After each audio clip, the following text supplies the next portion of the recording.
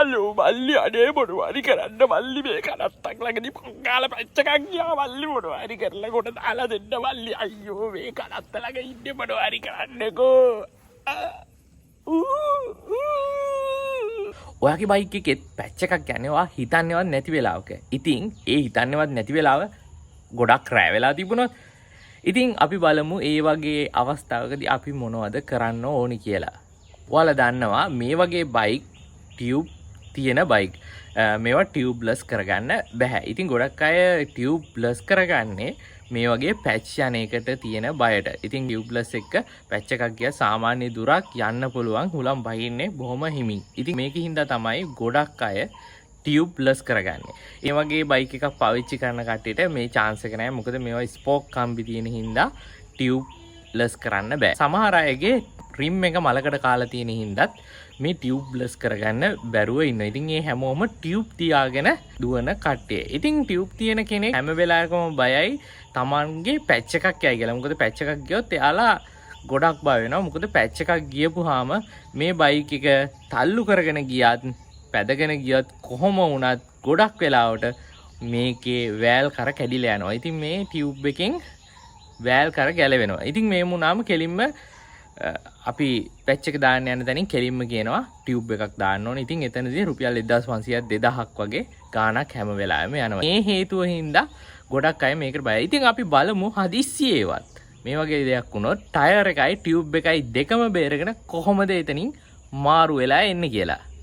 වගේ බයික් එකේ හුලම් බැහැලා තියෙනවා නම් අපි මුලින්ම බලන්න ඕනේ ටයර් එකේ මොනවා හරි ඇනිලා තියෙනවද කියලා. ගොඩක් වෙලාවට ටයර් එකේ ඇනිලා පැටලිලා තියෙනවා. මේ මොනවා හරි දෙයක් ඇනුන ගමන් වැඩි වෙලාවක් යන්න කලින් බොහොම ඉක්මනට මේකේ හුලම් ටික බැහැලා යනවා. ඉතින් එතකොට අපිට මේකේ පැච් එකක් ගියා කියලා තේරෙනවා. මොකද ඇනිලා වැඩි දුරක් යන්න වෙන්නේ නැහැ. ඒකින්ද අනිවාර්යෙන් ඇනිච්චි කෑල්ල මේ ටයර් එකේ කොහේ හරි පැටලිලා තියෙන්න පුළුවන්. ඉතින් මුලින්ම කරන්න ඕනේ ඒක අපි ටයර් එක පොඩ්ඩක් කරකවලා බලලා කොහෙද තියෙන්නේ කියලා බලන එක.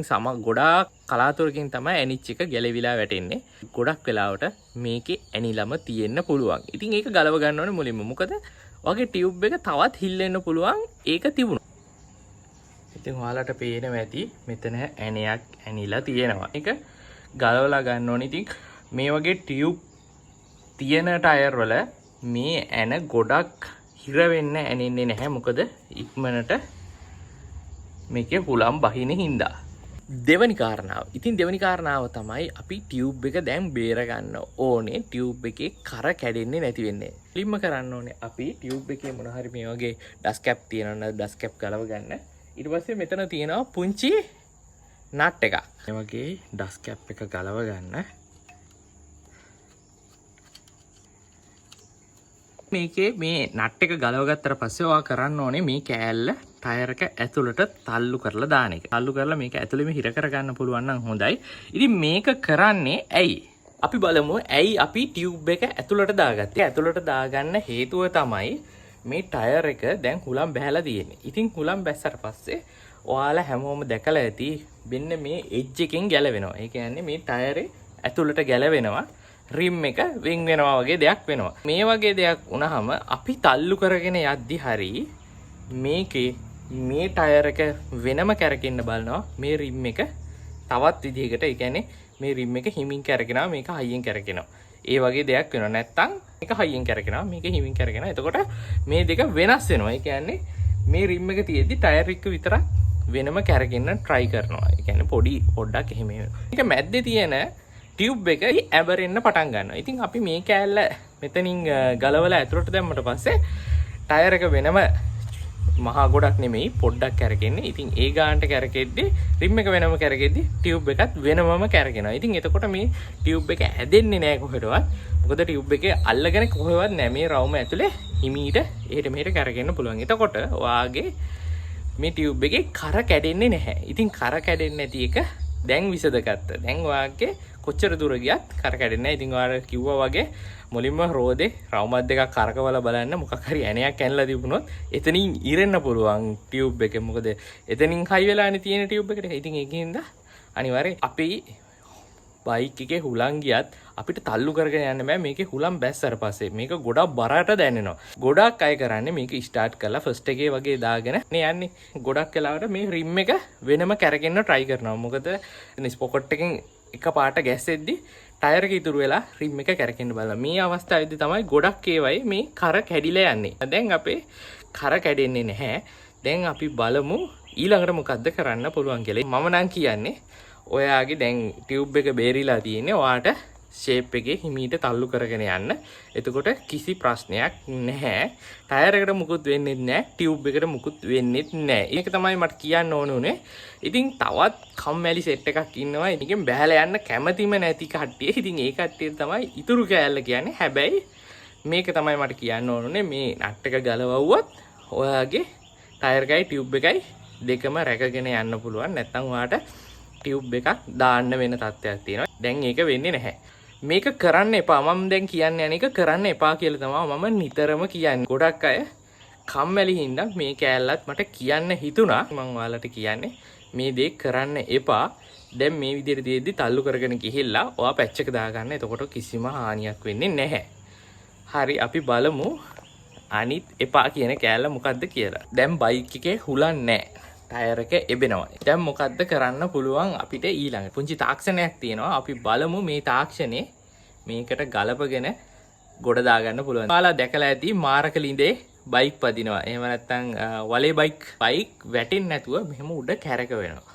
ඒ කියන්නේ පැත්තට කැරගෙනවා. මොකද්ද මේකේ තාක්ෂණය? ඒකට කියන්නේ කේන්ද අපසාරී බලය කියලා. ඉතින් කේන්ද අපසාරී බලය. ඉතින් මේකට මොකද්ද තියෙන කේස් එක? ඉතින් රවුමට කැරගෙන ඕනම එක ඔය කේන්ද අපසාරී කියන බලය වැඩ කරනවා. ඉතින් අපි බලමු මේ ටයර් එකෙත් කැරකුණාම ඔය වගේ පුංචි බලයක් වැඩ කරන්න පටන් ගන්නවා. ඒ කියන්නේ මේ ටයරේ සාමාන්‍යයෙන් 20ට 30ට අපි 20ට 30ට ස්පීඩ් එකක් ගත්තාම මේ ටයරේ එළියට ඇදෙන්න වගේ බලනවා. ඒ කියන්නේ එළියට පිම්බෙන්න වගේ බලනවා. ඉතින් මේ තාක්ෂණේ දාගෙන අපිට ෂේප් එකේ මේකේ නැගලා යන්නත් පුළුවන්. අපි බයික් එකට නැග්ගාම මේ ටයර් එක රිම් එකටම පාත් වෙනවා. හැබැයි අපි 25ට 30ට වගේ ස්පීඩ් එකක් ගත්තොත් මේ ටයර් එක දිග ඇරෙන්න පටන් ගන්නවා.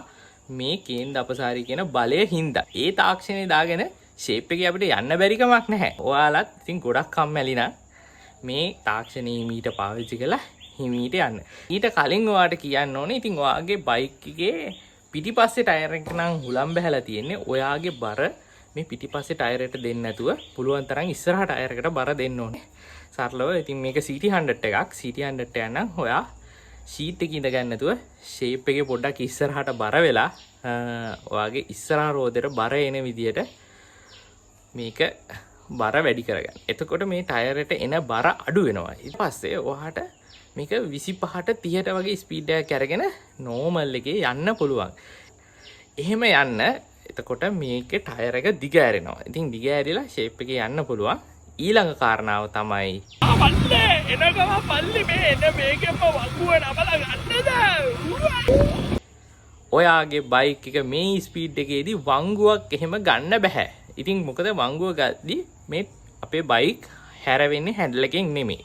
හැමෝම දන්නවා බයික් එක හැරවෙන්නේ බයික් එක නැමිලා. බයික් එක නැමුණට පස්සේ ඔය තාක්ෂණේ වැඩ කරන්නේ නැහැ. මොකද ඒක වැඩ කරන්නේ රවුමට. නැමුණ ගමන් අනිවාර්යෙන් ටයර් එක ආයි චප්ප වෙනවා. ඉතින් එහෙම වුණොත් ඔයා වැටෙන්න පුළුවන්. ඒක නිසා ඔයා වංගුවක් ගද්දී ෂේප් එකේ කකුල් බිම තියලා කරි ගේමක් ගහගන්න. ඊට පස්සේ ඔයා දැනගන්න ඕනේ ඊළඟ කාරණාව තමයි මේ විදිහට යද්දී ඔයාගේ බයික් එක වලක වැටෙන්න දෙන්න එපා. මොකද වලක වැටුණොත් ඔයාගේ රිම් එක ඇද වෙනවා. මොකද වලක වැටුනහම මේකට දරා ගන්න බෑ. කෙලින්ම රිම් එක ඇද වෙන්න පුළුවන්. ඒකින්ද මේ ගැන ගොඩක් ඔයා දැනුවත්ව යන්න. ඊළඟ කාරණාව තමයි අවුලක් නෑ කිලෝමීටර් 2-3ක්ම දැන් ඇවිල්ලා ඉන්නේ. ඔයා කිලෝමීටරයක් 2ක් විතර දුර ආවා නම් ඔයා පොඩ්ඩක් නතර කරලා බලන්න ඔයාගේ බයික් එකේ ටයර් එක ගොඩක් රත් වෙලාද කියලා. මොකද මේක 100%ක් දිග ඇරලා නෙමෙයි ඉන්නේ. මේක පොඩ්ඩක් තැලිලා වගේ ඉන්නේ. එතකොට මේ ටයර් රත් වෙන්න පුළුවන්. මේ වගේ රත් වෙලා තිබුණොත් පොඩ්ඩක් නිවෙන්න තියන්නත් පුළුවන්. නැත්නම් වතුර ටිකක් දාලා වතුර ටිකක් හල්ලා මේක ටයර් එක නිමා ගන්න ඕනේ. ඉතින් ගොඩක් රත් වුණොත් ටයර් එක නිකන් මෙලෙක් වෙනවා වගේ වෙනවා. හයි වෙන්නේ නැහැ. ඉතින් නිමිලා තියෙන තරමට තමයි ටයර් එක හයිය වැඩි. ඒම වුණොත් තමයි ඔයාට පැදගෙන එද්දි හානියක් වෙන්නේ නැත්තේ.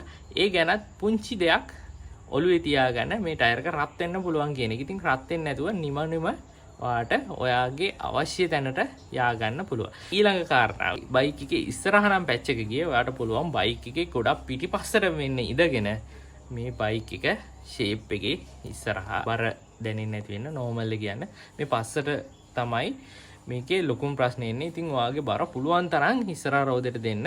මගේ බයික් එකේ නම් පැච් ගිහිල්ලා තියෙනවා. ඉතින් කවදාවත් මම තල්ලු කරන් ඇවිල්ලා නැහැ. මොකද මම ටිකක් කම්මැලි. මම කරන සිස්ටම් එක තමයි මම මේ ඔයාලට කියලා දුන්නේ. මම ඇත්තටම කිලෝ 80ක් විතර බරයි.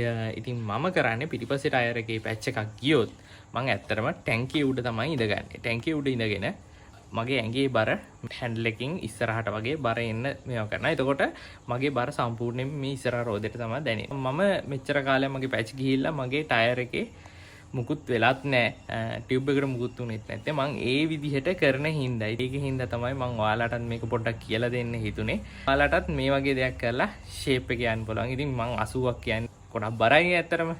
ඉතින් එහෙම වෙලත් මගේ ටියුබ් එක කවදාවත් කරක් කැඩිලවත් පැච් දෙකක් ගිහිල්ලවත් නෑ. එක පැච් එකයි තියෙන්නේ හැම වෙලාවෙම. මං ඒ ගානින් ෂේප් වෙනවා කොහොම හරි. ඉතින් ඔයාලත් try එකක් දෙන්න කැමති නම් එහෙනම් ජය වේවා.